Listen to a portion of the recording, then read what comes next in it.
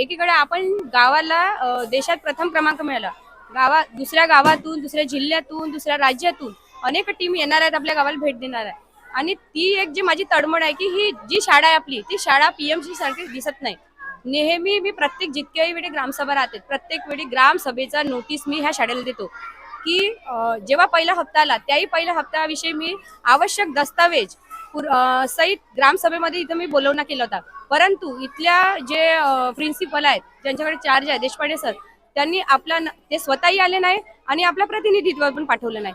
मग आम्ही त्या ग्रामसभेमध्ये विचारणार होतो त्याविषयी, त्याचा आम्हाला उत्तरच नाही मिळाला। प्रत्येक वेळी जर त्यांना विचारण्यात येते की 2 टप्प्यामध्ये जो पैसा आला, पहिल्या टप्प्याचा मला वाटते मागच्या उन्हाळ्यामध्ये पालक सभा झाली होती इथं, त्या पालक सभेमध्ये मी पूर्ण त्याचं सविस्तर वाचन केलं होतं।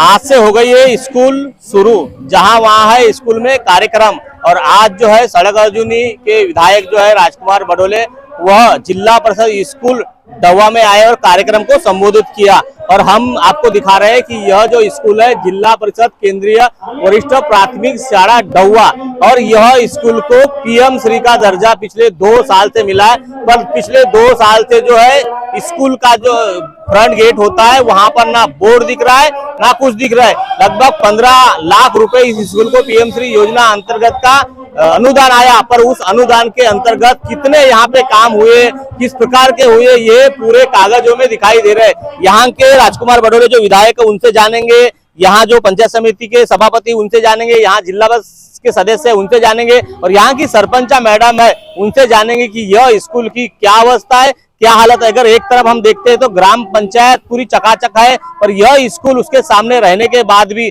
चकाचक नहीं दिख रही है। पीएमश्री का दर्जा मिला है उसके बावजूद भी यहाँ कितनी असुविधा है वो भी दिखाने का हम लोग प्रयास करेंगे। और आज जो कार्यक्रम हुआ उसमें जो पदाधिकारी आए थे वो क्या कहते हैं, मुख्याध्यापक क्या कहते हैं, पूरी ग्राउंड रिपोर्ट आपको दिखाने का प्रयास करेंगे। महेंद्र लीलारे, न्यूज प्रभात मीडिया, डवा, गोंदिया।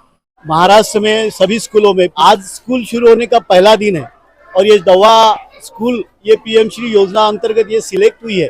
और निश्चित ही यहाँ की जो स्ट्रेंथ है 335 स्ट्रेंथ है, और बहुत ही अच्छे तरीके से ये स्कूल का नियोजन चलता है। यहाँ के जिला परिषद सदस्य, पंचायत समिति सभापति, सरपंच सभी मिलके ये बहुत अच्छे तरीके से यहाँ पे करते।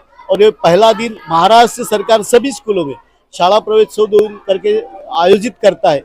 और हमारा सौभाग्य है कि ये पीएम श्री योजना अंतर्गत ये स्कूल ऑलरेडी सिलेक्ट हुआ है केंद्र सरकार के 14,500 स्कूलों में, और यहाँ पे आज बड़ी संख्या में सभी लोग उपस्थित थे। बहुत अच्छा इस जगह आके लगा, और निश्चित ही जो आयोजन यहाँ पे हुआ है वो बहुत अच्छे तरीके से इसका आयोजन किया गया। स्कूल का जो नाम तो घोषित हुआ, पर पीएमसी का सामने में जो फ्रंट में बोर्ड लगा रहता है वो बोर्ड ही नहीं है, और जो व्यवस्था दिख रही है पीएमसी स्कूल के साथ दिखाई दे रही है, वो क्या बोलेंगे? निश्चित ही कुछ व्यवस्थाएं अगर नहीं हुई होंगी तो व्यवस्थाएं हो जाएंगी। जो कुछ छोटी छोटी खामियां रही तो वो निश्चित पूरी हो जाएंगी। हमने कहा भी अगर छोटी मोटी खामियां होंगी, लेकिन पहली बार इस देश में 14,500 स्कूल जो है वो आधुनिक शिक्षा प्रणाली के अंतर्गत माननीय प्रधानमंत्री महोदय ने एकत्रीकरण करके शुरू किया, ये बहुत बड़ी बात है। मी ह्या गावची प्रथम नागरिक योगेश्वरी शत्रुघ्न चौधरी। माननीय पंतप्रधान नरेंद्र मोदीजींनी जे पीएम श्रीचा दर्जा दिलाय आणि सौभाग्याने डव्वा गावची निवड झाली आहे। सर्वात प्रथम त्या पंतप्रधानजी मोदीजी आहेत त्यांना धन्यवाद देईन। परंतु शासन अशा अनेक योजना देतात, परंतु त्या योजना नियोजनबद्ध जेव्हापर्यंत राबवल्या जाणार नाही तेव्हापर्यंत ते पूर्णत्वाकडे जाणार नाही। आणि ह्या शाळेबद्दल मी नेहमीच जेव्हापासून मी सरपंच बनले तेव्हापासून माझ्या ही शाळा आणि इथले जे प्रिन्सिपल आहेत, सध्या चार्ज आहे ते देशपांडे सर, नेहमीच माझी त्यांच्यासोबत 2-2 गोष्टी होत राहते। ह्या गोष्टीवर प्रत्येक वेळी मी जेव्हा येतो ह्या शाळेत, कारण की एकीकडे आपण गावाला देशात प्रथम क्रमांक मिळाला। दुसऱ्या गावातून, दुसऱ्या जिल्ह्यातून, दुसऱ्या राज्यातून अनेक टीम येणार आहेत, आपल्या गावाला भेट देणार आहे। आणि ती एक जी माझी तडमड आहे की ही जी शाळा आहे आपली, ती शाळा पीएमसी सारखी दिसत नाही।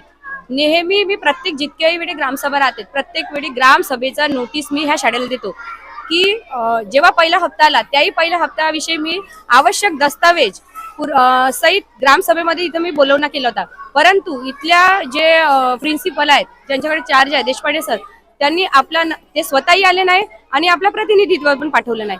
मग आम्ही त्या ग्रामसभेमध्ये विचारणार होतो त्याविषयी, त्याचा आम्हाला उत्तरच नाही मिळाला। प्रत्येक वेळी जर त्यांना विचारण्यात येते की दोन टप्प्यामध्ये जो पैसा आला, पहिल्या टप्प्याचा मला वाटते मागच्या उन्हाळ्यामध्ये पालक सभा झाली होती इथं, त्या पालक सभेमध्ये मी पूर्ण त्याचं सविस्तर वाचन केला होता.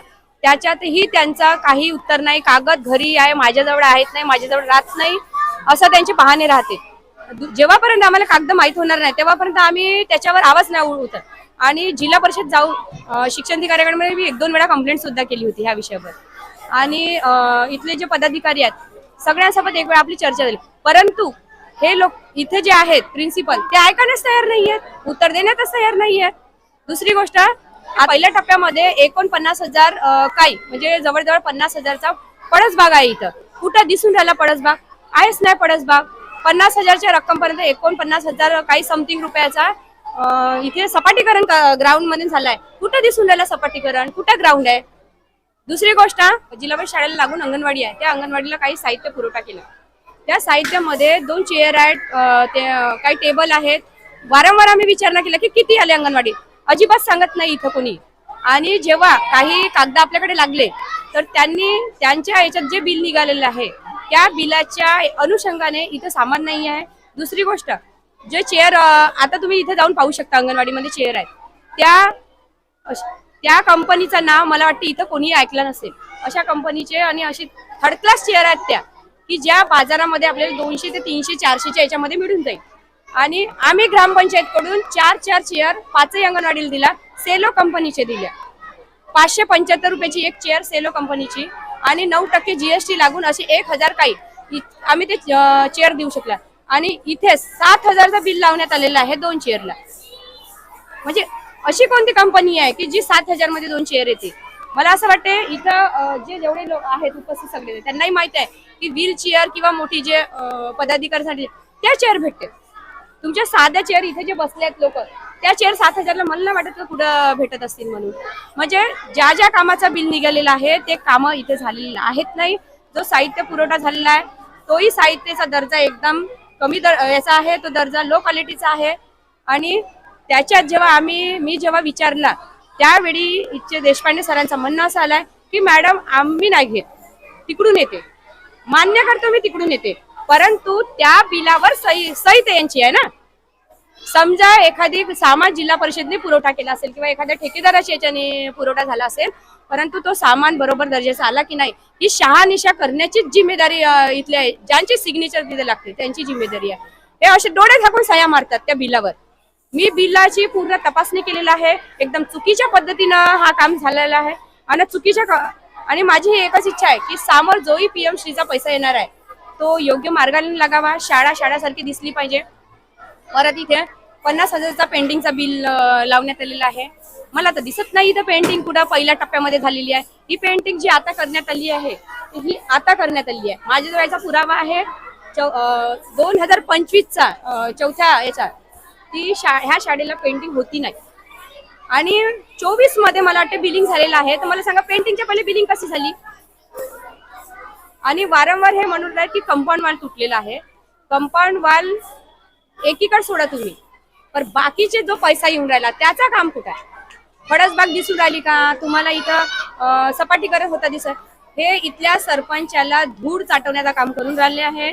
कुठले पदाधिकारी येतील, कोणी काही विचारतील, त्याला काही त्यांचा उत्तर राहत नाही. आणि कागद माझ्याकडे नाही आहे म्हणून असं त्यांच्या नेहमी त्यांचे उत्तर राहते.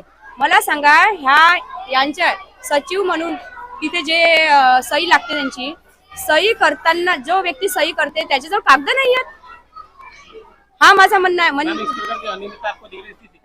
शिकायत मैंने 2 बार की, मेरे पास OC है, मैं शिक्षण अधिकारी को भी बोली हूँ और जो अपने डिप्टी CO है वासनिक सर उनके पास मैं 2 बार गई हूँ की सर आम्हाला हा प्रिन्सिपल पाहिजे नाही. आणि PM श्री शाळा आहे, PM श्री शाळेला प्रिन्सिपल आवश्यक आहे.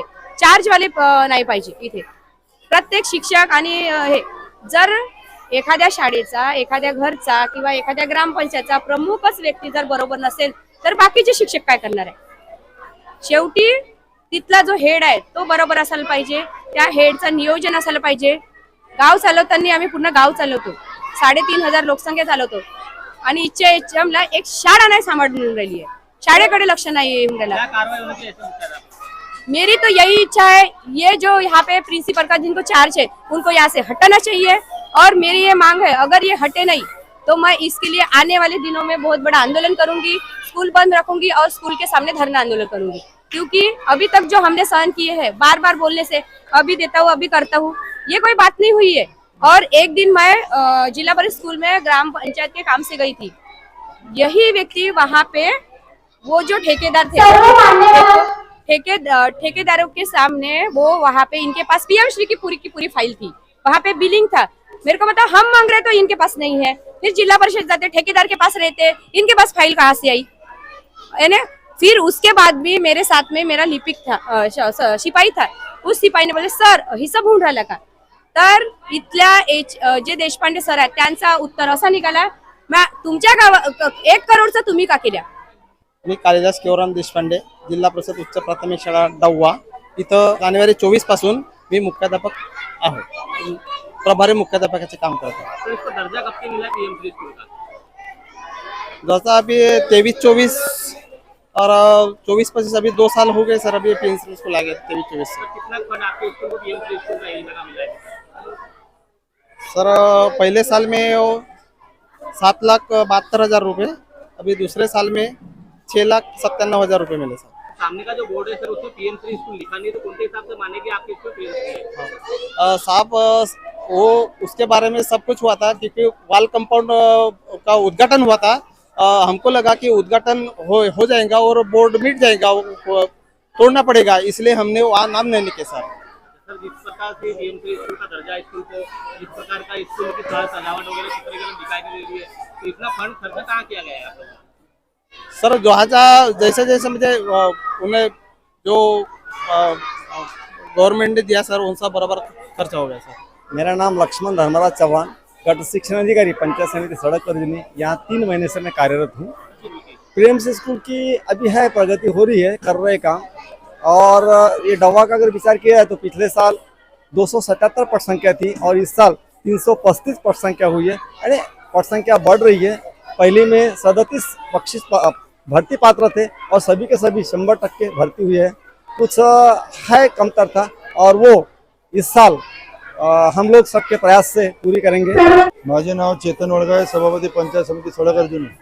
आज आपल्या डवा येथील पीएम3 वरिष्ठ प्राथमिक शाळा डवा इथं आज शाळेचा पहिला दिवस प्रवेश उत्सव दिवस हा मोठ्या उत्साहात साजरा करण्यात आला आणि त्यानिमित्तानं या ठिकाणी आम्हाला पाचारण करण्यात आलं।